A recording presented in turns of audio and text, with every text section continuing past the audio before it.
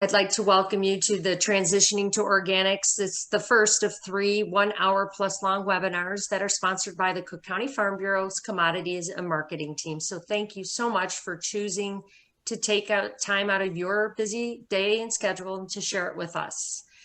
Before we get started, though, we are going to ask that you turn off your mics in a minute.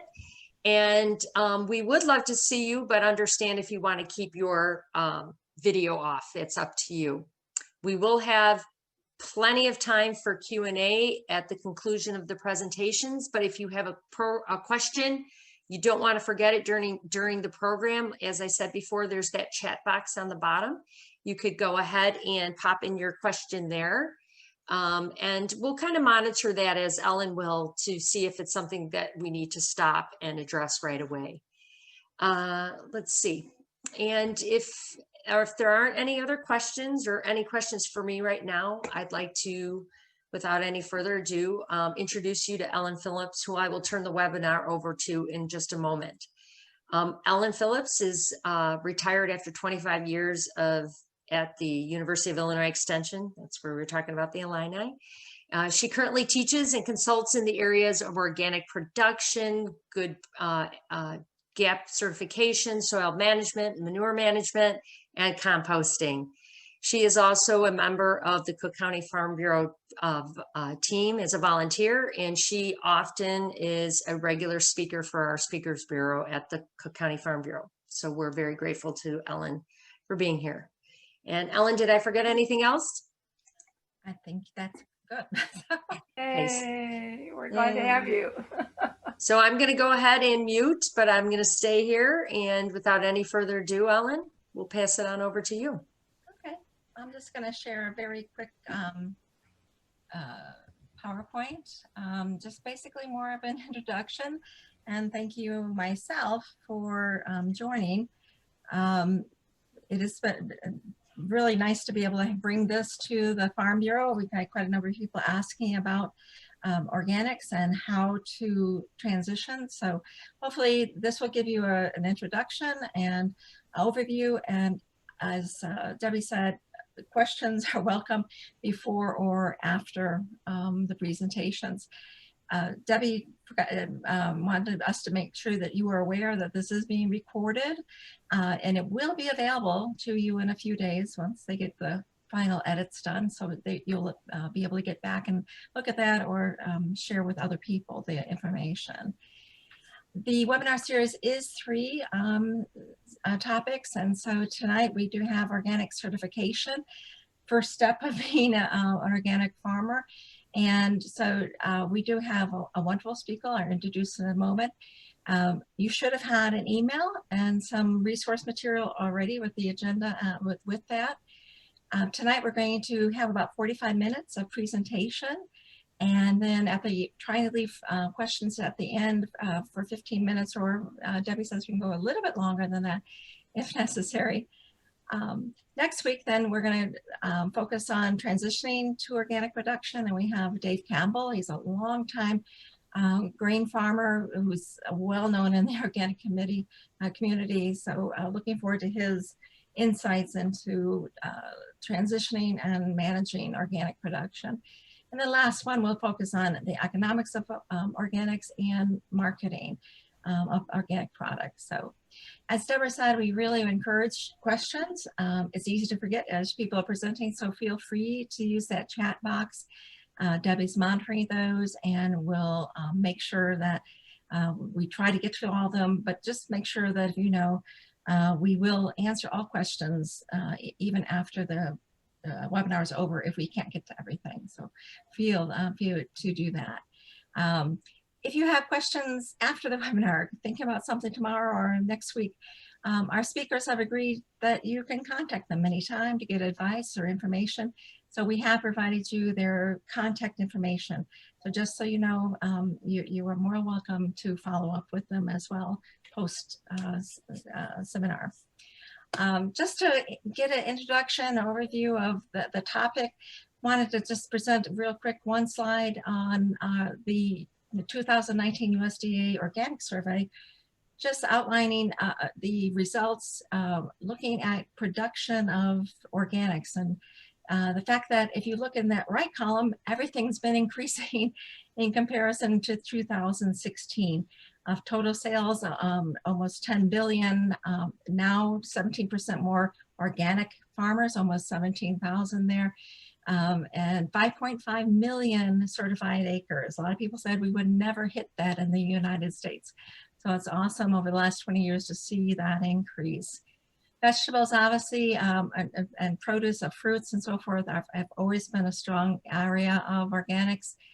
Livestock and poultry is definitely increasing, particularly turkeys. If you are interested in that, that's a real big growing aspect of the organic production.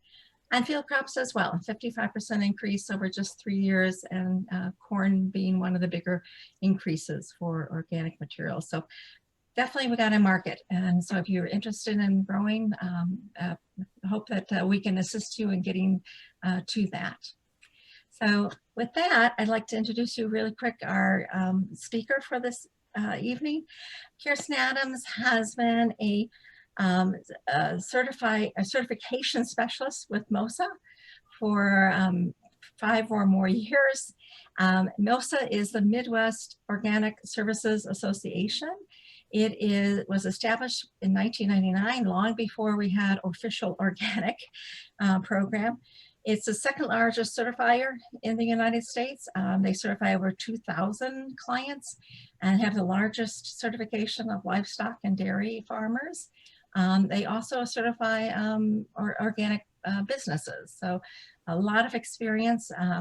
Kristen is well known and obviously very talented, because she is now the certification specialist director for Midwest Organics. So we could not have a more qualified, experienced person. And with that, I'm going to unshare and welcome Kristen. We're looking forward to all that you have to share.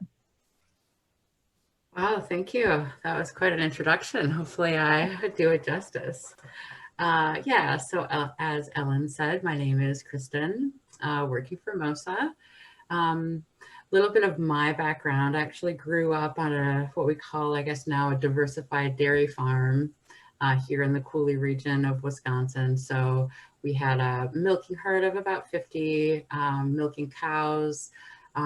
We grew 7 to 900 meat birds every year for the community and extended beyond, so on-farm butchering, all of that. Back in the day, we had about 5 acres of tobacco, and pretty much everybody in the neighborhood did. So that was one of those kind of community chores. We just went from one farm to another. We actually grew transplants on our farm for many of the other tobacco growers in Vernon County. We also, had eggs. Once the tobacco allotments got cut, my parents moved our tobacco fields into cucumber production. So there was someone in the area who had a processing facility, and so every other day we'd pick cucumbers and sell them. There was a premium price. Those all went to like the individually packaged vending machines. Being a large family, we also had a large garden. And I took a interest in dairy goats. So when I graduated from high school, I had a milking goat herd of about 40 head that I sold. After high school, I decided I wanted to get out into the world and see what the rest of the agricultural world was like. So I started doing migrant work. So for the next couple of years, I did some various circuits, picked strawberries, planted trees in Texas, raked blueberries, did apple picking. One of the things that I realized is that most of the farms out there in the world were not like the farm I grew up on. We were organic by default at that point, using on-farm inputs, really building the soil and all of that. And I was working in places where they were spraying chemicals right ahead of us as pickers. So that just really revitalized my passion for agriculture. Also working in the migrant circuit, I saw a lot of immigrant labor and some of the ways that some of those folks were treated and the challenges that they faced. And so just really started getting involved actively in like social justice in the agricultural community. Once I came back to the Midwest, I managed a dairy herd of about 70 milking head on a larger farm. There was several hundred acres of woods and then the typical kind of dairy commodities on that farm. My responsibilities were pretty focused on just the livestock management. So I was in a really great situation. It's pretty great when you've got, you know, 3 people farming together, somebody to be the mechanic, one person to just focus on the livestock, and someone else is working out in the field. We eventually sold the cows and I went to work for Organic Valley, developing recipes for them, working in their quality assurance department, working in their social justice department. I had a pretty diversified role, working directly with farmers and some education. And then after about 12 years there, I decided that I wanted to work more in depth in organic certifications, so started working with MOSA. I started at MOSA as a certification specialist, so doing reviews of the files and issuing certification decisions, you know, certifying people, giving them that certificate. And then also did a lot of on-farm inspections. So, you know, I got to kind of see both sides of the process, the desk, and then out in the field, and still was connected with farmers. Yeah, and then now I am the certification services director, which means I work directly with our certification review staff. I also do a lot of work with policies, so our internal policies and policy work on a national level with the NOP. I work directly with our compliance and accreditation manager to make sure that, you know, MOSA is all on the up and up, and then also oversee the inspection department. So work directly with the folks who are out there doing the all the certification or all the inspections. So a little bit about where I come from, kind of all over the place, but definitely like really focused on organic and agriculture throughout my life. And I'm going to share my screen really quickly. So just let me know if you need me to make the presentation bigger, if it's not coming through okay. Hopefully you all can see it here in just a second. So you should be seeing this PowerPoint, the basics of organic, which is what we're all going to be talking about today. PowerPoint is a little bit circular. We're going to go kind of over and over information a number of times. It's a lot to grasp. So as you know, Ellen said, don't hesitate at all to reach out to me directly or MOSA after the presentation, and we can dive into details if more is needed. So what are you know, the basics of organic certification, and you know, why do people choose organic? You know, first of all, organic is it's a system of low input. We're using natural materials that are kind of in harmony with nature, in theory. And there's a lot of attention to like good animal husbandry. So preventative practices are really the key. When we talk about certified organic, what we're referring to is a third-party verification system. So organic on its own is like this kind of philosophy, a way of production. Certified organic is third-party verified. And, you know, that's what MOSA does and other certification agencies. You know, not everybody needs to be certified. We'll get into that in just a minute, you know, why or why you would not choose to be certified. We're also going to really talk about the certification process. We'll start with some details and then just keep diving a little bit deeper as time allows. And that will include some of the basic requirements from the NOP or the National Organic Program.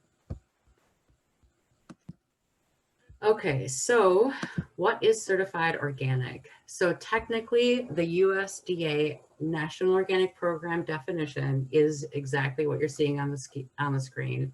It's a production system that's managed in accordance with the Act and the regulations, in part to respond to site-specific conditions.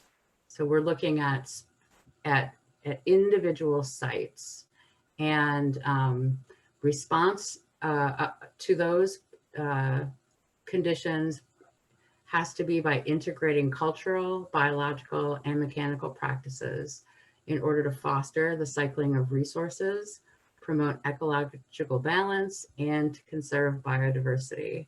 So this is really like the kind of foundation of organic production. It's about choosing practices that are culturally appropriate, that include, biological activities, mechanical practices that also foster the cycling of your resources on farm or in your production system. We do pay attention as certifiers to what folks are doing with ecological balance and how they're conserving biodiversity. So those are the keys of the regulations, which actually are law. All right, so let's get back to, why would you choose to be a certified organic farmer? Sounds like a lot of work. There is a premium of price that's offered. Of course, we all know that that has to be balanced with the expenses of the farm. It's a growing market. As Ellen talked about earlier, organic sales are up and they keep going up. We see more consumer demand for organically certified products. The whole food movement, the movement back to your neighborhood market gardens. People are really interested in where their food comes from. They want not only nutritious food, but they want a connection with the land. They want to know the story of the farmer, the story of the food. They want to feel like a part of the system. There are health and environmental benefits and just personal philosophy. A desire to have a sustainable system. So you're using fertility inputs that are produced right on your farm versus shipped in from wherever. Or you have, personal animal welfare philosophies that organic fits.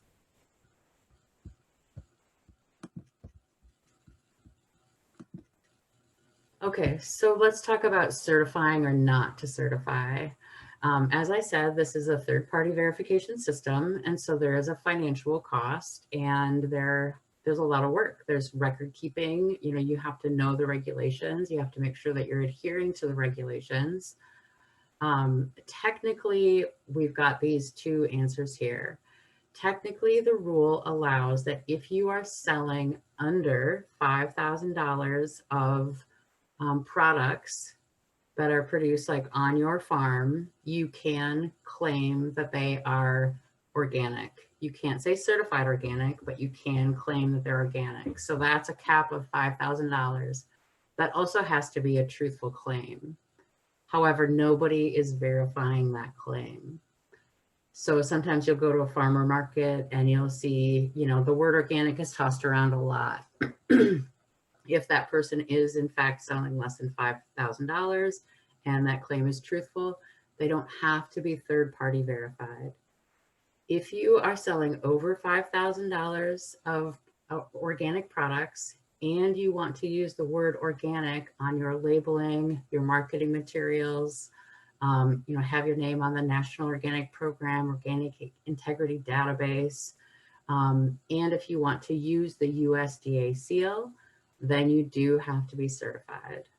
So that's that third-party verification system that we're talking about today. This program does require, or it is founded on some trust, but it is heavily regulated and analyzed and looked at. So records are a big part of that.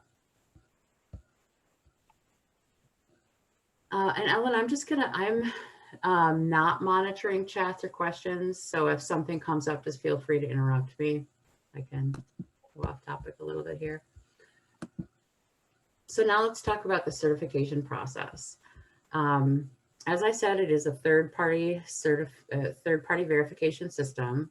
So the whole program is administered by the AMS, the Agricultural Marketing Service under the USDA. The National Organic Program oversees that. Then it's the National Organic Program who accredits certifiers to be able to certify. So just like the farmers and the producers and the manufacturers are investigated and audited and inspected, so are the certifiers. So the certifiers are a little bit in the middle. We're in between the NOP and our clients. We are beholden to both our clients and the National Organic Program, as well as the consumers. So the first step in the process is your application. And during the application process, I would advise you all to really do really shop around when you're looking for a certifier. Some of the things that I tell folks to consider is, talk to your neighbors, find your organic neighbors and ask them who certifies them. Sometimes there's some efficiencies in numbers. So if they're working, if you've got 5 neighbors right in your area and they're all certified with one agency, first of all, they'll have a lot of insight of whether they're satisfied or not with that agency's policies and processes. But you may be able to find some efficiencies in inspection scheduling to keep your costs down.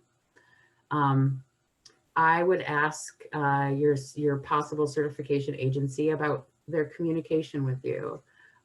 Do they have multiple ways of communicating? Do they email? Will they receive faxes? Do they, will they call you?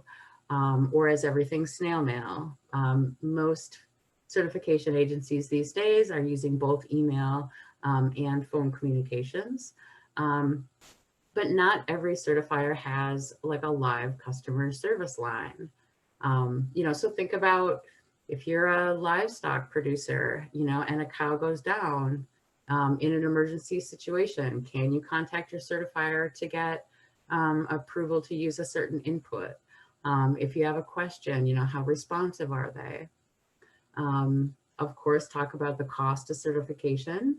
At MOSA, we have just a fixed rate for the first year.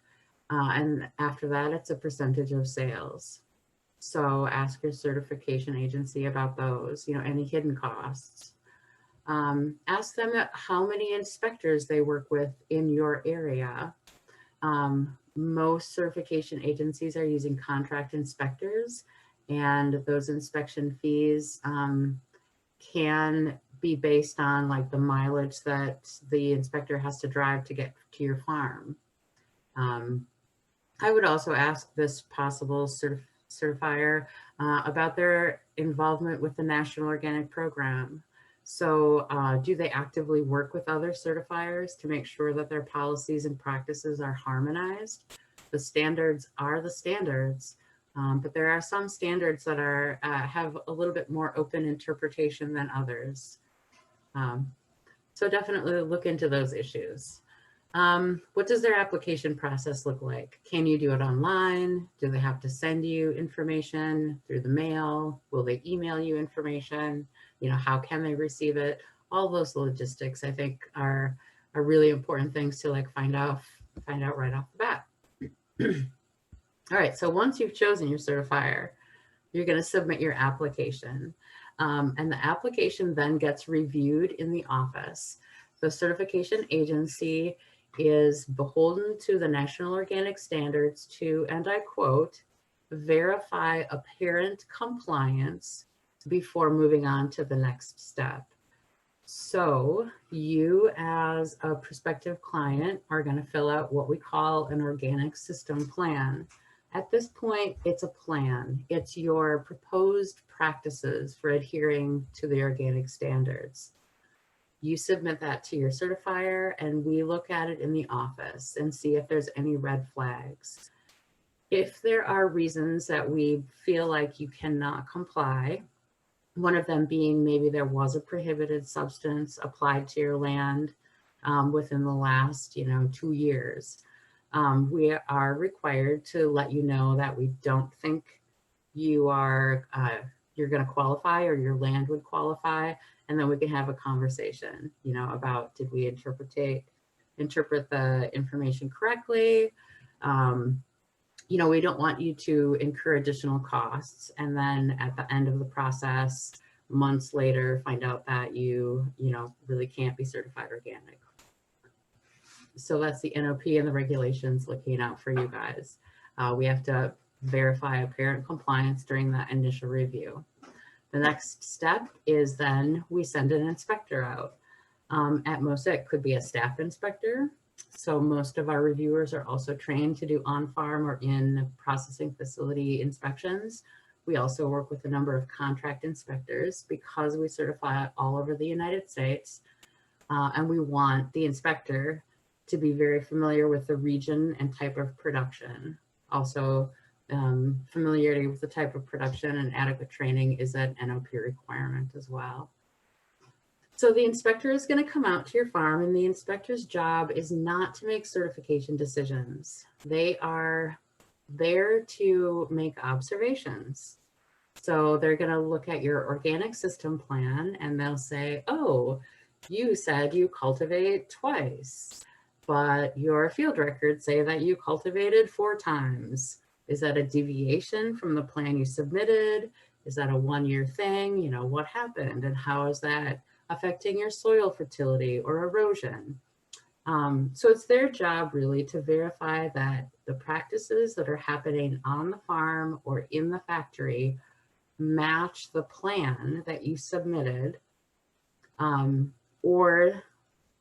update the organic system plan if there are changes and report those changes back to the certifier. So they'll submit their report. The client gets a copy of that. A copy of it also goes to MOSA. And then we go on to the next step, which is what we call the final review. So the certification specialist in the office who's assigned to your file is going to look at all the information you submitted with your application, including your organic system plan. They're going to look at the inspection report, any addendum information that you have submitted, kind of pull all that together, and we may go into what we have listed here as kind of a negotiation timeframe. So if we have questions in the office, we'll contact you and say, you know, hey, your inspector said you changed your cultivation practices, but the inspection report wasn't clear. Is that a one-time deviation or is that a new practice that you're proposing? There might have been a piece of information that you didn't have available at inspection, a seed receipt. We can, you know, call you up or email you and say, hey, before we can certify, we need to verify that that corn you planted in field 5 is not genetically modified. And the way that we do that is not only by looking at the seed tag, but also by looking at the receipt. So we can verify that the corn you purchased is the corn you had the seed tag for, and all the information matches up. So that's kind of the negotiation part. Sometimes there's more information needed. Sometimes everything's very straightforward. Everything's straightforward. We, ta-da, issue a certification to you, a certificate that says you are compliant with the National Organic Program and standards. And the certificate will list the commodities that you have requested for certification. So corn, soy, hay, hemp, you know, whatever your small grains are. At MOSA, we list dairy cows for milk, and we'll list whether they are or not organic slaughter eligible. You know, so the certificate is really this piece of paper that you can then take to market. It'll say that it has been verified that you can produce this variety of crops or products. And then of course you need to celebrate and start the whole process over again. So the National Organic Program requires that annually we ask if you have any changes, and you submit those changes to your certification agency through their annual update process. Annual fees have to be paid to your certifier, and there is an on-site inspection that is required annually. So again, it is a third-party verification system, and we verify. Yeah, so a couple other things. Your organic certificate does not have an expiration date. It is valid until you willingly surrender the certificate or it is revoked or suspended. So revoked or suspended would be some fraudulent or major non-compliance situations. Although your certificate does not expire, it does have to be updated annually. So there's always some questions there about like how good is this, or how long is this thing good for? Okay, so let's go all the way back to the beginning. Let's go all the way back to this application process. In order for us to verify apparent compliance for new clients, there are some things that we need like right off the bat. One of those is what's sometimes referred to as a questionnaire, but once we look at the National Organic Standards, you'll see the technical name for that is really an organic system plan. And the plan, like I've been saying, is exactly that. It's how you plan to prevent commingling of organic or non-organic products.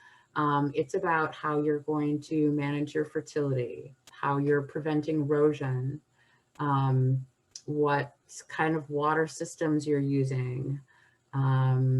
It's your farm organic system plan also asks about the efforts that you have in place to maintain biodiversity on your farm. It will talk at MOSA, we require that field producers submit a list of equipment and whether or not the equipment is used solely for organic production. If it's not, what are their cleaning measures? What's their standard operating procedure for purging the combine or the grain elevator?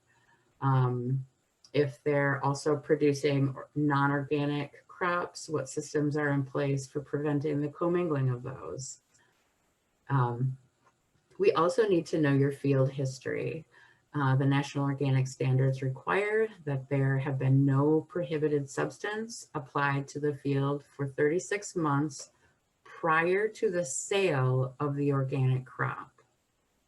And that's really important. So say you're growing corn, we harvest corn in the fall. So before you harvest the corn and sell it as organic, start counting backwards 36 months. So it's really like 36 months from the previous fall, not necessarily the growing season.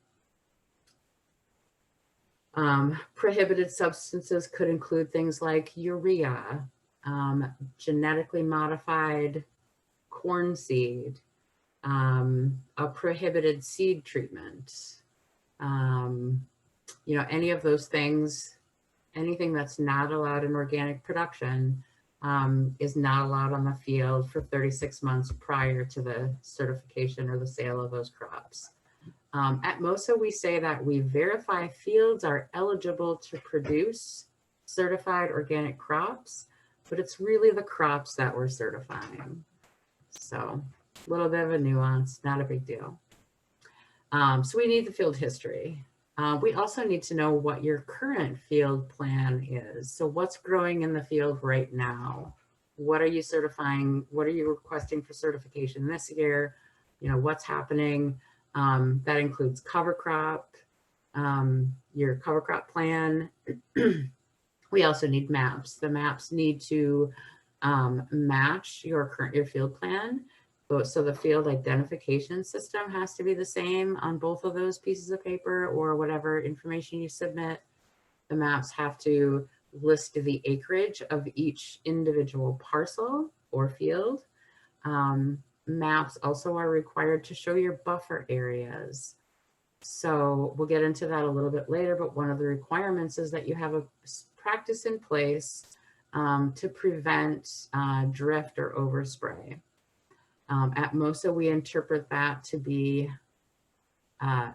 generally 25 feet, But of course, it depends on the lay of the land, prevailing winds, what the production system is like right next door. You know, so if your neighbor is growing genetically modified, heavily sprayed corn, and you're growing organic corn, you know, first of all, I would talk about some like pollination. You know, what day corn does he have? How are you going to prevent, you know, pollen? And then spraying. So buffers can either be accomplished with like a physical space, with a line of trees or obstacles in the way. If the land next door is fallow or it's not in farming production, you can also have your neighbor sign what we call a verification of adjoining land use form. It's a friendly agreement between you and your neighbor, him agreeing to not spray along your fence lines or 25 feet from your fence lines, and to contact you if he decides to change his mind and use some chemical sprays on whatever's going on next door. So that's one of the big obstacles for people, especially, you know, when we're talking about large fields in the middle of like, say, corn land. We get there's a lot of spray concerns out in the world. The other option, people will also plant right up to their fence line and then not harvest 25 feet. So they'll start their harvest 25 feet in, harvest their organic corn, and then come back with their combine and harvest that 25-foot buffer, and that will be sold or used for conventional production. So there's a number of ways that you can deal with protecting your farm. We also need a list of the inputs that you are proposing for use. So if you're a grain farmer, we need it for your crops. If you're requesting certification of livestock, we need to know what you're using on your livestock as well. It's really important that people are proactively submitting or proposing materials for use. It's really heartening as a reviewer to realize that a farmer used an input and didn't realize that, you know, that treatment actually, that hormone treatment had, you know, prohibited hormones in it, and now their whole animal herd is out of organic production, never to transition again. So don't beg for forgiveness, just ask upfront. Be in good communication with your certifier.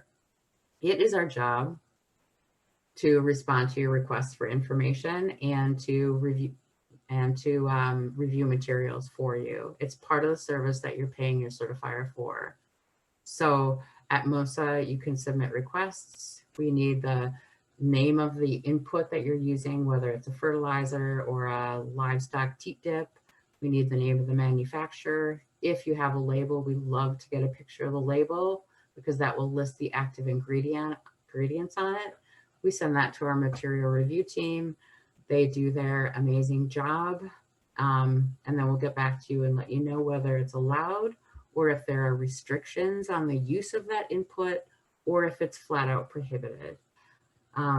There are also groups, one in particular, OMRI, the Organic Material Review Institute, OMRI is the acronym for that.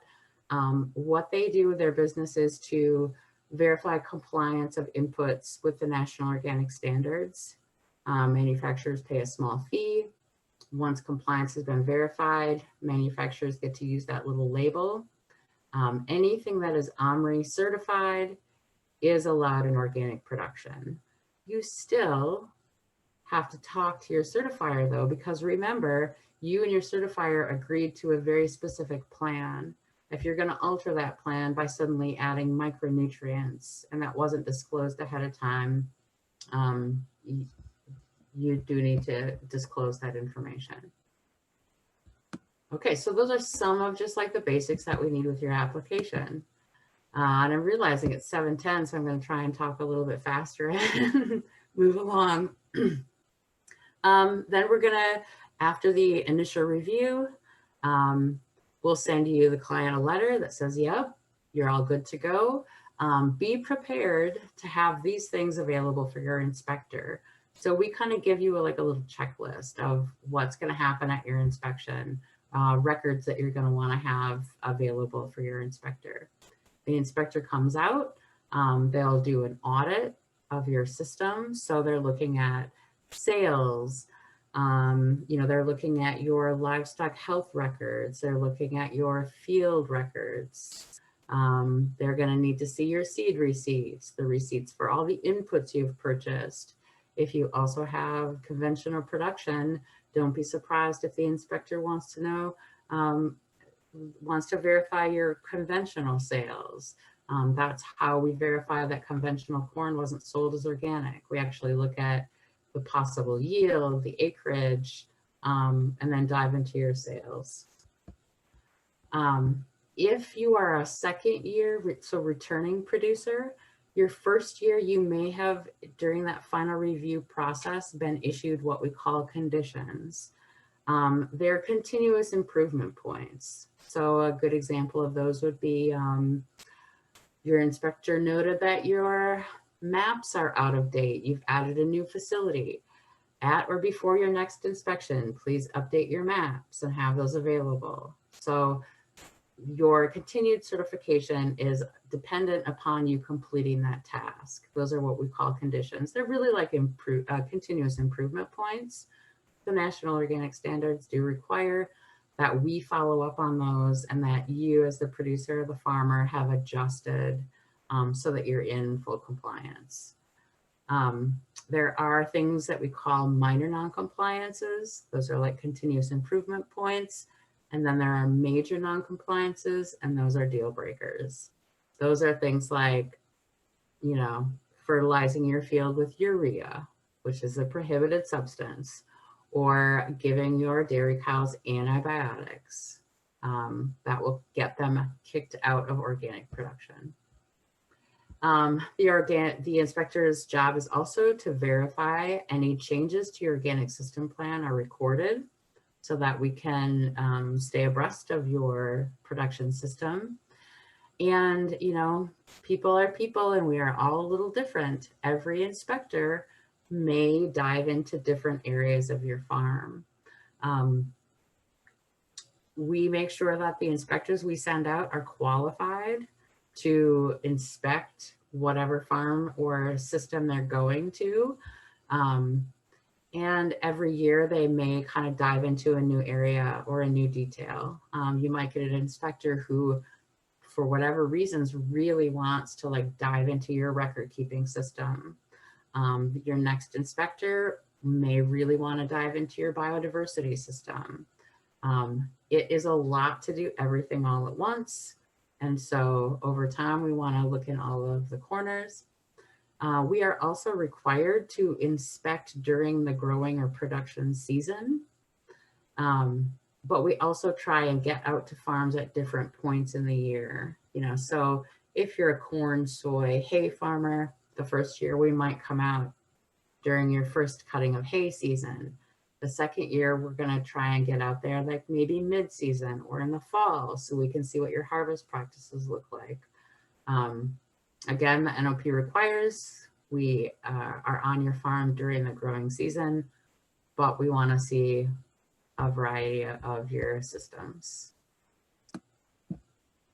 Okay, so what do you need for your inspection? This is not a full list, but it's a pretty good list. Your inspector is going to look at your field records. So that's your cultivation dates, starting with any plowing or any field prep that you do, your planting, your cultivation dates, your harvest records, which fields did you harvest, how much did you harvest from those fields, and where did you store those crops, or who were they sold to? If you are using annual seeds, we're going to need to see those seed receipts and the seed tags.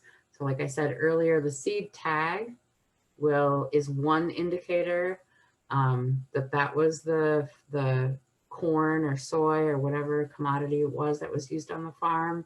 Matching that up with the seed receipt is like a double insurance. We also need to see an organic seed search. So the National Organic Standards require that you use organic seeds unless the quality or quantity of the seeds that you need to use for your production system are not available. So if you are a perennial hay farmer and there's one specific type of alfalfa that works for your farm, but it's not available in an organic form, you can use that as long as the seed is not treated with a prohibited substance and it's not genetically modified. So prohibited substance seed coating and GMOs are never allowed in organic. We know that the organic industry is still growing, and there is a shortage of some organic seeds. We also know that there are some varieties of seeds that are available in organic form that just don't work in some regions or with some soil types. You know, the Amish in our area really prefer specific varieties of corn that's easy to pick by hand. Not a lot of those are available as organic certified. But in the case when you're not using organic seeds, you are also required to show that you've done due diligence. So this organic search form is really a list of the 3 places you looked for organic seeds, and why you have a preference or why you chose to use a non-organic seed. So whether it's the quality wasn't available or quantity wasn't available, you know, whatever that reason is, we need to see due diligence. Any inputs, so fertilizers or any of those, we need to have a list of those on file. Those inputs should have been reviewed and approved by your certifier prior to use. And then once we come out for inspection, we want to see those receipts so that we know what you have on your organic system plan is what you've used. We're also going to want to see the rates of application, dates of application, and fields that those inputs were applied to listed in your field records. So have I mentioned that this is a record keeping system? If you are producing both organic and conventional crops, we need to make sure that your equipment is cleaned out in between the use of those crops. Or if you are doing, if you're having like custom harvest done, if that custom harvester is coming from a conventional farm, we want a record that the clean out happened, including like how much was purged through the machine or what, you know, type of cleaning was done so that you're preventing commingling. Harvest and sales records, again, so we can verify a variety of things.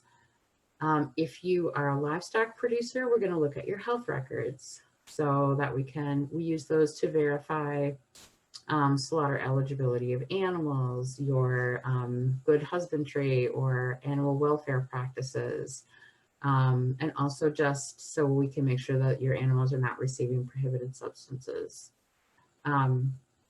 Dairy cows and beef cows are also required to get 30% of their dry matter intake from pasture during the grazing season. The standards also require that you as the producer or the farmer are providing adequate feedstock and nutritional value for your animals. We verify that by looking at your feed rations. So the farmer will declare the dry matter intake requirements for the animal based on size, breed, production, etc. And we work backwards from there.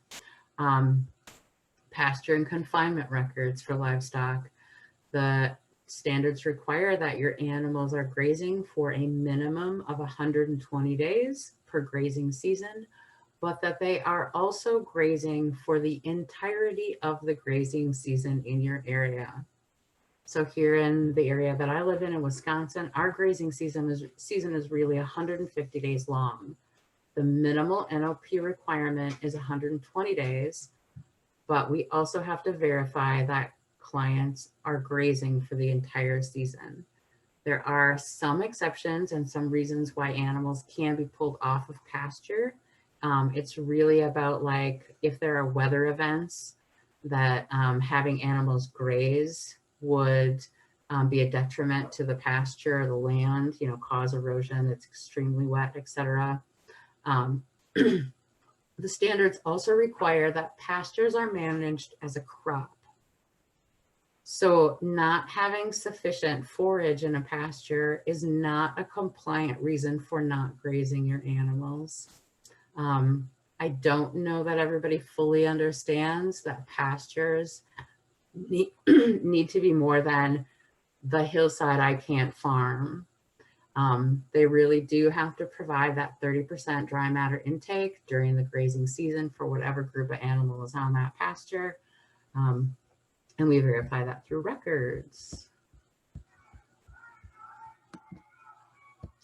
Okay, so then after the inspection, all those records are verified. We come back into the office and we do what we call as the final review. I talked about that earlier. It's just we look at the inspection report. We look at the information that you submitted with your application. We look at that National Organic Program regulations and the requirements. And then we will issue a notification of certification decision. And that there's, at MOSA, we've really, it's one of two letters. You're going to get a notification that more information is needed. And so that's maybe that, you know, you didn't have that seed receipt, please submit it to MOSA before we can issue your certificate. If everything was perfect at inspection and we don't need any additional information, we're going to issue you a notification of certification. You'll get your certificate. You'll get a letter that says, you know, congratulations, you made it through another year. If there were major or even sometimes elevated minor non-compliances that were determined at your inspection, you may get a notice of non-compliance. At MOSA, we look at those as continuous improvement points. But like I said, there are some times where there are big deal breakers. So applying a prohibited substance to your fields makes it no longer meet that requirement of no prohibited inputs. Therefore, that land is then out of certification. Notice there are also notice of non-compliances where you will submit a corrective plan. Your inspector noted that you had installed some treated posts in the back 40-acre pasture. You'll have to submit a plan on how you're going to prevent your animals from grazing around those treated posts. So maybe the farmer writes back to MOSA and says, oh gosh, I didn't realize that was a requirement. I'm going to put up a small fence on the inside 3 feet away from the post to prevent my cattle from contacting that treated wood regularly.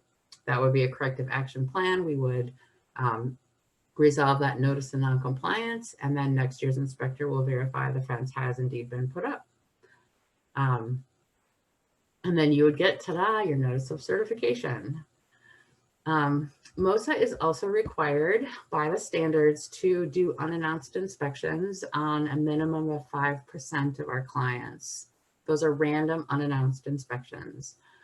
So one of the things you need to be aware of when you are signing up to be certified is that you are opening yourself up to random unannounced inspections. Those are typically very focused. So in the wintertime, we'll do unannounced inspections on livestock indoor living conditions. We'll show up on farms randomly, like I said. We'll look in the barn to see how the manure is being managed. Do the animals have bedding, etc. If you're a production facility, we may just like randomly show up at your manufacturing plant and want to know about the sanitizers you're using. Again, they're usually very focused, very pointed, very short, and those are an expense that MOSA absorbs unless there's a non-compliance found during that unannounced inspection. So that's all our part of meeting the NOP requirements. This is a slide about the non-compliances. So non-compliance versus what we would call that major non-compliance. A minor non-compliance is just a little bit of an oversight. Something just isn't completely up to par, or there's an accident. an accidental overspray, your neighbor sprays your field. That doesn't mean the crop that was affected can be sold as organic, but what it does mean is that you were not egregiously fraudulent in adhering to the standards. We know that we as individuals only have so much, control over the things in our lives and the things around us. So a drift of a prohibited input would take the crop affected out of organic certification, but would not necessarily kick you as a producer out of the organic program. Major non-compliances would be forgery, or if you got drifted on but you didn't report it, you tried to cover it up, or if there was just outright fraud. So those are some of the things that your certification can be revoked or suspended for.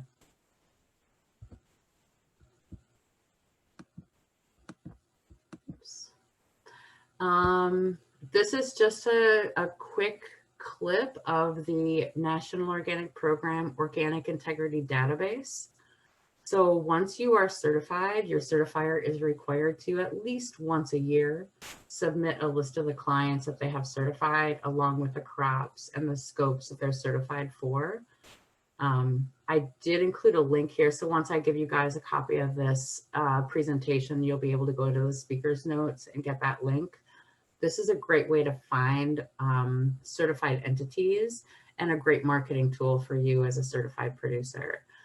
We get tons of calls from people who are looking for, hay, or somebody's making a great, amazing alfalfa juice smoothie, and they want to know everybody in their area that produces alfalfa. You can search the National Organic Integrity Database by crop, by region, by name of a client, by the certifier, variety of ways. Your marketer, whoever you're selling crops to, can also go to this database and verify that you are in good standing at any point. So folks used to have to call us and have us physically send them a copy of their certificate, or physically send their certificate to whatever feed mill in the area wanted to buy their corn. They can now go to the National Organic Program. And one of the things that MOSA does is this is just a clip of our website. All of the entities that we certify are listed on our website. You can look them up by certificate number, name, business name, county, state, etc. Once you find the person that you're looking for, that will take you to a link. You can actually download and save a copy of their certificate. The National Organic Program considers organic certificates as public information. Those certificates don't list the specific acres of each commodity that you're growing, your anticipated yield, any of that like personal information. It's really just a list of the crops we have verified you are in compliance for. This is also a really great tool for folks who are selling things on markets really quickly.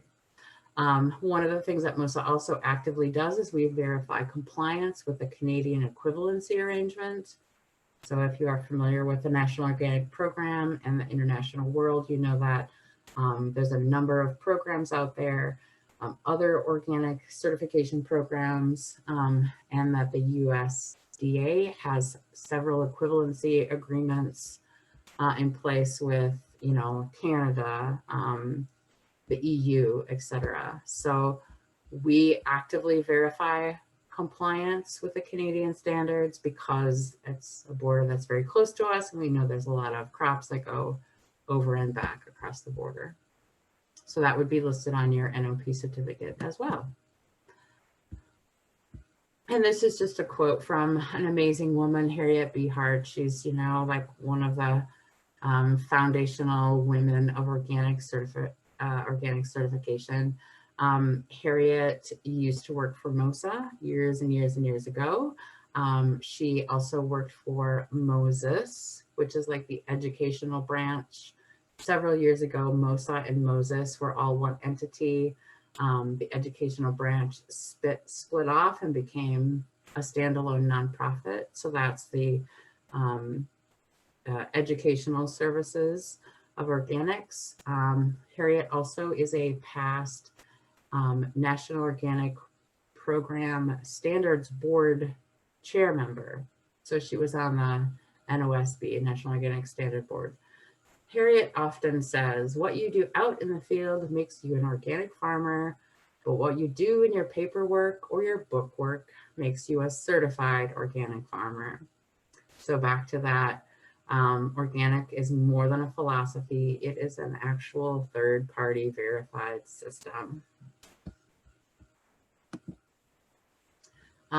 Here's just a list of some of the basics. You have to submit an organic system plan. There are required record keeping. You do have to monitor for management practices. Land must be free of prohibited inputs for 36 months prior to harvest. There needs to be physical barriers to prevent commingling and contamination. And then I did include a link here to the NOP's regulations.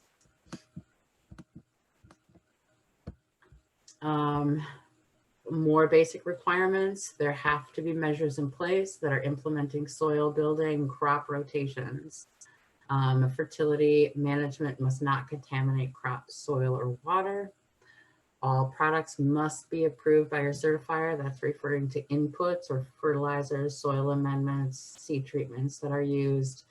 And you must use organic seed unless, like we said earlier, you the quantity you want is not available, the quality you want is not available, but you still have to do the work of searching for an organic variety that would work for you. Just a quick slide about seeds. Again, non-organic seeds may be used when an equivalent variety is not available. We do monitor the use of organic seeds over time. So we do want to see an increase in organic seeds as more seeds are coming onto the marketplace. We're gonna push you as producers to trial or try some of those seeds. And treated and GMO seeds are never allowed in organics. Treated, it really should say treated with a prohibited substance, because there are some seed treatments that are allowed in organics.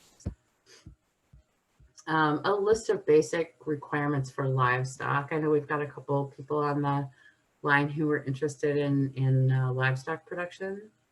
Conventional cows would need to transition into organics for 1 year. And you can do that by providing all organic feed and organic management. Or if you have a farm that is in its 3rd year of transition, you can feed what we call 3T or 3rd year transitional crops to your livestock. And they can transition into organics using that on-farm 3T feed. So that 3T feed means that it is managed organically. It's just in its 3rd year, that last 12 months of transition to organic production. So by the time that organic milk hits the marketplace, the animals have to be receiving organic feed. So you can transition for 1 year, 3T feed. As soon as your cows are at that 365th day and you're gonna sell your milk, it's gotta be all organic. So that gets to the second point, that feed must be 100% organic. And any supplements that's fed to the livestock need to be approved. In order for an animal to be slaughtered eligible, so eligible for organic meat, it had to have been managed organically from the last 1/3 of gestation. So this is where like the beef cow kind of situation comes into play. That last 1/3 of the trimester, the 1/3 of the gestation of the beef cow, she has to have been receiving organic feed in order for her calf to be born organic slaughter eligible. So any animal that transitions into organic production can never be sold as organic meat. Another requirement is that all animals have to have access to the outdoors, except when conditions are a risk to the animal or the environment. Confinement does need to be documented. So this is really any animal over 6 months of age. So up until 6 months, you can confine animals. After that, they have to have regular daily access to the outdoors, including direct sunlight. There's also some exceptions for pullets. The first 16 weeks, they can be confined. Animals can be rotated in and out of organic production, with the exception of beef brood cows. But organic dairy animals or fiber-bearing animals, once they are certified organic, they have to be managed organically. If you take them out of organic production, they cannot transition back into organic production. And all ruminants, so that's sheep, goats, and dairy cows, beef cows, need to have 30% of their dry matter intake from pasture during the grazing season. There were some questions about bees, and I am sorry to report it's very, very difficult for anybody in the United States to be certified for honey production because of these forage requirements. So in order to qualify as an organic beekeeper, you'd have to have a forage area with a 1.8-mile radius where all land could be certified, or it would qualify as wild crop harvest land, meaning no prohibited substances are applied. Private landowners that are in that forage zone would have to just submit affidavits saying that they're not applying any prohibited substances on whatever tract of land is within your 1.8-mile radius forage area. And then there's an additional 2.2-mile surveillance zone where there can't be any significant risks to organic production. So, you know, if within that 2.2-mile surveillance zone, you've got a landfill or a golf course that we know is highly chemically treated, you wouldn't qualify. So that's a lot of area. That's why I don't know if there are actually any organic certified beekeepers in the United States. The transition year for bee colonies is 1 year. It's really about the foundation wax. You'd need to start new at the beginning of that transition. All of your other equipment is fine. And then the beekeeper is allowed to replace 25% of their colony due to winter loss with a 60-day transition period. And then, you know, any miticides or any other treatments that you're using would also have to be reviewed and approved for organic production based on the list of allowed and prohibited substances, which is long and very fun. I'm kidding about the fun, unless you're a chemist, which was not always my forte. So the takeaways: organic system plan is not your application, but a major part of it. And so make your plan careful and stick to it, or report your changes to your certifier. I'm not saying like every time a calf is born, you have to call your certifier and say, I have one more animal on my farm. But if you are changing your fertility program or, you know, any major changes, you'd need to contact your certifier. So ask for permission, not forgiveness, especially when it comes to inputs. Don't let like that mistake kick you out of organic production. You are paying your certifier to review those inputs and give you their assessment of them. Like, you know, use that service, get the most out of your money. Yeah, find a mentor, find someone in your area that's also certified organic, or, you know, someone in the region, anybody. Keep really, really good records and continue, you know, plan on like improving your record keeping system like always. And if you do get a non-compliance, take it seriously, but don't freak out. You know, call your certifier, have them explain. You know, you always have the opportunity to rebut a notice of non-compliance, and even the inspection report. If there's something in your inspection report that you think was misinterpreted or is just wrong, call your certifier and talk to them about it. You know, get it right. Yeah, continuous improvement. And, you know, really have fun. I think the organic community is really a great community. It's a very, community of people who want to educate others, want to lift all the boats in the harbor has been, my general take on it. Tons of information and research out there about organic production. And from a political standpoint, I have never felt like I actually had more of a voice in our political system than I do when I'm working with like the National Organic Program. It's very, I think that the National Organic Program is one of the exceptions. There are open standards meetings. You can submit, information. Like our feedback loop is really great with the National Organic Program. So participate in our democracy.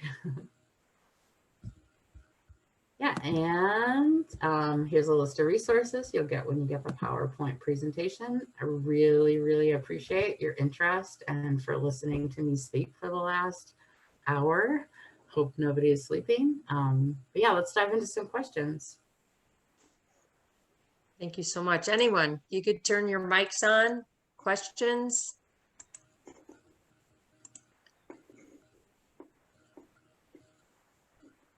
There's one from Nancy to everybody. Nancy's saying, planning to use drip irrigation from a well. Oops, it just popped away. What water tests will I need? It depends on your certifier. So if you're are you using this water to wash your produce, or is it just for irrigating crops? Irrigation. Okay, then there's actually you're not required to submit any water tests. It's only when the water is used to wash crops for human consumption, that water has to be tested for E. coli, has to be free of E. coli. Okay, thank you. Mm-hmm.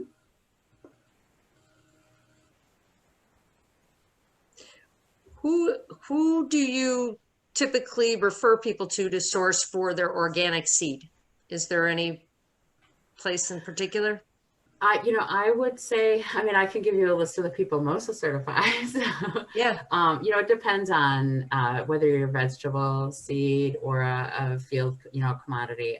Byron Seeds has a lot of organic seeds. Johnny's Seeds, they're a garden. They've got a ton of organic seeds. Seed Savers Exchange. I think I would go to that National Organic Program Organic Integrity Database that I showed you, and search for like corn seeds, and then maybe drill down to like your region. You also might want to search by the scope. So the National Organic Program kind of puts production systems into these buckets that they call scope. There's the crop production scope, there's livestock scope, and there's handling scope. So anybody who's manufacturing a multi-ingredient product, or they're cleaning, bagging, and tagging seeds, would have to submit a handling organic system plan. So look for the handling scope. Thank you. Mm-hmm. Another quick question. Like in our cows, we get some. There's a microbrewery in Lamont, and we get the grains that's left over from the microbrewery, and most of their products that they put in are, their hops and everything comes from Europe, and most of them are organic. The question is, like, some of the different ones, like they'll have a honey ale where they'll get, local honey. Well, that honey is not organically certified, so then that cannot be fed to the cow. Yeah, are we talking about dairy animals or beef? No, beef cows. Okay. So this is where I was afraid you were going to ask. It gets a little tricky with beef animals. So your brood cow can be managed organically for the last third of her gestation, and her offspring can be then certified as organic meat. So you don't have to certify your female brood cow. That means that before that last third of gestation, you could be feeding her non-organic feed, which is where your brewery leavings are going to come in. I would imagine it would be extremely difficult, and it sounds like maybe even impossible, for you to get certificates for all the ingredients, you know, and you've indicated that the honey, although local, it's not certified. The standards technically require 100% organic feed unless you are a female brood cow before her last third of gestation. Now, you were talking about bees earlier. I know the Farm Bureau had a thing this year about honeybees for our convention. And I guess there are guys out there that just feed the bees sugar water from organic sugar. And then they do not go and forage. They just make the honey from that sugar water. So then that's technically organic honey. Since they do not leave to forage. Yeah, so I think that I would interpret that as a reviewer as that there's a practice in place that is preventing the animals from exhibiting their natural behavior. So that is a direct quote from the standards. Practices must allow for the animals to exhibit their natural behavior. So I wouldn't feel good about certifying that and calling that organic honey, knowing, you know, that it's kind of man-made from that very specific source. It's kind of manufactured basically at that point then. So it's yeah, I mean, technically it would have to be certified organic sugar that they're feeding it.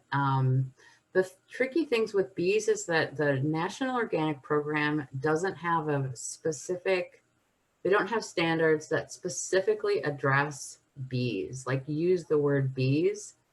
But what they have said through guidance documents is that reviewers or certification agencies, if they can verify compliance, can certify some products that are not explicitly listed in the National Organic Standards.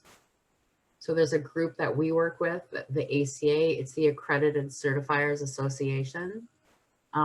What we do is we ask for volunteers from certification agencies, we get together, form working groups, and we come up with best practices. We know that having different standards or interpretations is really confusing to everybody. So the standards that I talked about today for bees is developed out of that working group. And at this point, it's what the community calls a best practice. It's what we as certifiers have agreed to adhere to. But the NOP has not officially written in standards that use the words bees or apiary. So it's our best interpretation of, and I think there's some room for improvement. Okay, and then my other question would be any type of manure used for your fields, would have to be from all organic fed? Interesting. Yeah, interestingly enough, it does not. You can use conventional manure. What we do is verify that there are no prohibited substances that were explicitly applied to the manure. So we look at if a producer is using wood shavings as a bedding, we need to get verification that those wood shavings are untreated. So like, you know, ground up pallets often would not meet the requirement. You know, any treated wood, leftover wood from cabinetry shops that may contain varnishes and glues. Why would grind up pallets not be acceptable? Because they're often treated. If the producer, the person who's sourcing them, could get verification that all of the pallets are untreated, then we would allow that. We just haven't really seen it as being able to be verified. I know there's a lot of places around us that make pellets, and they grind up the, you know, when they cut the boards to 4 feet or whatever they are, there's 6 inches left of the board, and most of them are like oak boards.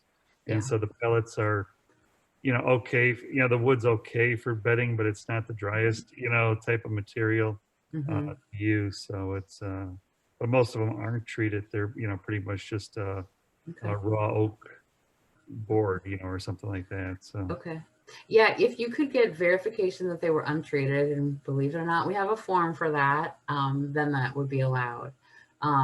you know, if somebody's stockpiling manure and then they're like spraying it with conventional fly sprays and that was disclosed, the manure wouldn't be allowed.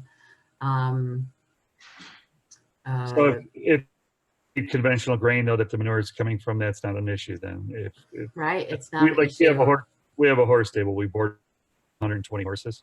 So if I was to use, you know, the manure from the horses that are eating, you know, Purina, horse chow, you know, whatever, which is a, you know, more of a conventional made product, that would not be a problem then.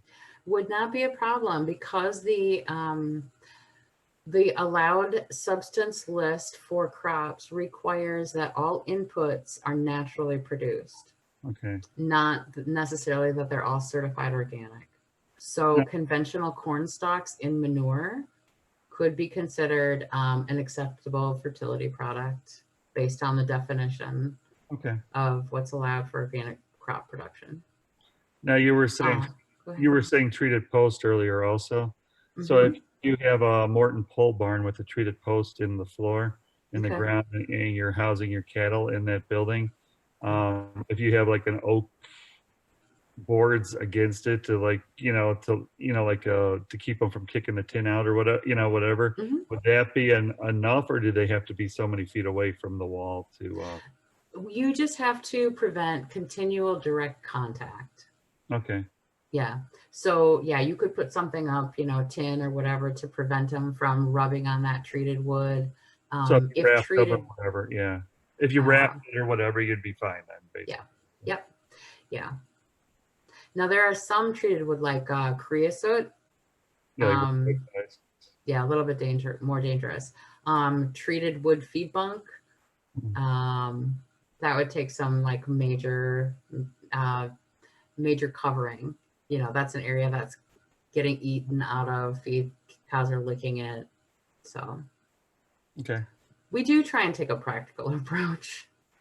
I was just curious. You know, I know years ago, you know, I talked about it with a couple of people, and they were telling me like, you know, if you had any kind of a green treated post and, you know, in the ground, you know, it's, you know, that was unacceptable, and you couldn't, you know, have be certified organic. And, you know, I mean, like our farm, we have probably 15 pole barns, you know, on the property for, you know, different livestock, and, you know, not all of them are conventional, but, you know, some of them are. So it's sure.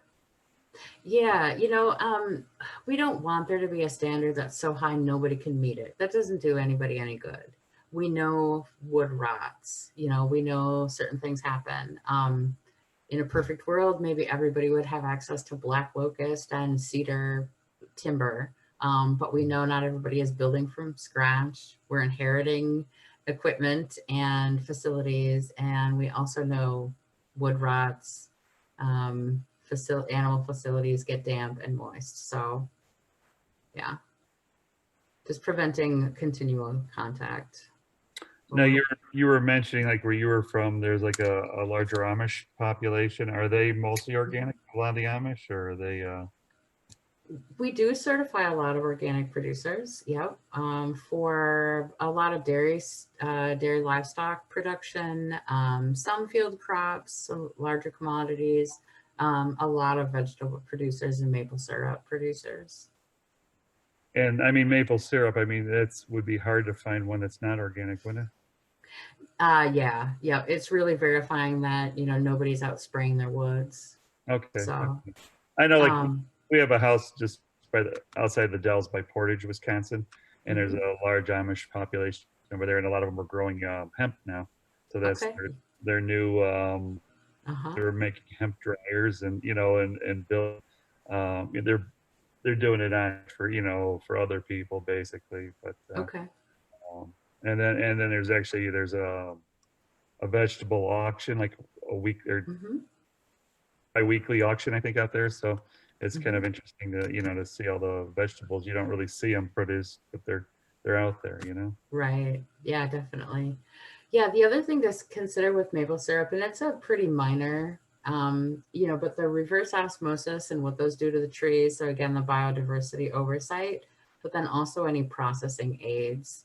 So whatever people are using for a defoamer, has to be a certified organic product because it's in direct contact with the product.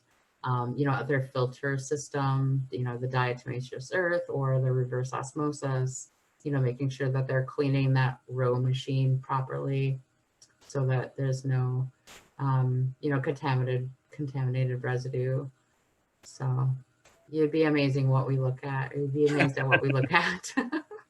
Well, I know we have one of our board members. He has a lot of people that he owns a greenhouse. And he has a lot of people that work with him, and he had Okay. one girl he said that was like really into buying organic stuff, and she would pay like this ungodly amounts of money for organic syrup, and he's telling her concentrate on other products more than your syrup, Mhm. because your syrup is probably not the even if you got any kind of syrup, it's probably pretty close to organic, Right.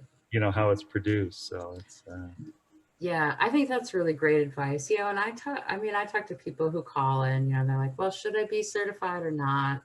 One of the questions I always ask them, not that I'm trying to dissuade anybody from participating in the program, but it is a marketing tool. And so if people are in direct continuous contact with their buyers, their consumers, the people who are purchasing their product, and they can establish a relationship of trust, then they may not need a seal to tell people that they're trustworthy. Really the USDA seal is this tool for people who are, who can't analyze all of the processes of a manufacturer. They don't know, where the vegetables are coming from or what that person's, basic philosophy and practices are. It really should be a verification tool. But it's not always needed. So, if you're in direct contact with your consumers and you can establish a trusting relationship, maybe just talking about your practices enough, which is often what I find with maple syrup. well, Back to your point. like on conventional corn, would be, what's the difference in your margin? Say if it was $3 for regular, conventional corn, what would organic corn be? Or, how much is It that usually depends over the on, market? it really depends on your inputs, and unfortunately, I can't answer that general margin question.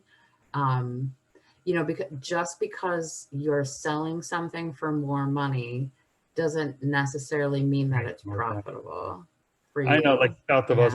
south of us in Frankfurt, Illinois, they opened up Mhm. a grain elevator, and they bought it, and they're just purchasing organic Okay, products now to ship out, and I think they're container shipping to Europe, or sure. something. Get a lot of it, so it's Okay. we have a couple of our board members are growing some organic corn and stuff, but Mhm. they Yeah, yeah, usually they and I go mean from a that. hayfield. What was that? Usually they go from like a hayfield, and then they convert it over to Mhm. they like 3 years of alfalfa, and then they Mhm. put it into corn the following year. So it's Mhm. Yeah, and the return is going to depend on, what fertility inputs they need to buy. Do they have on-farm manure, animals? What are their resources? What's their soil like? All those things. yeah. I I think they hear were there's a profit to be made, but buying like pelleted chicken manure type, yes, you super know, popular. but it's just, the availability too, I guess, and, trucking of Hmm. it and everything else. So it's, Hmm. Yeah. Any other questions?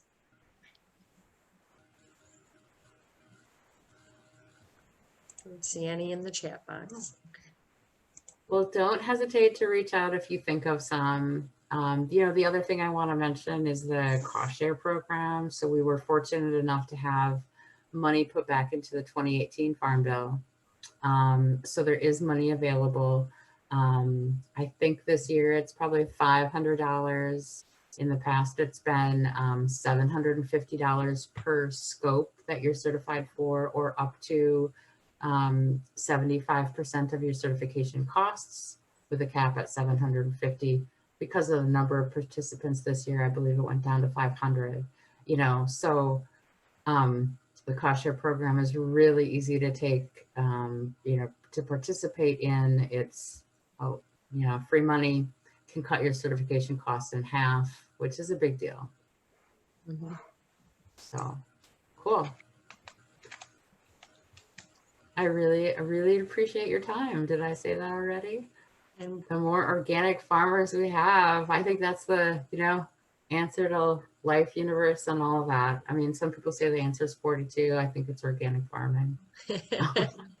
thank you so much for your wonderful information. And we will be forwarding this information to everyone tomorrow. Cool. Okay. Okay. I will send you this copy of the PowerPoint as soon as we're offline. Yes. Ellen, we'll hand it off to you. Again, thank you so very much. I really appreciate it. And we will see you next week. All right.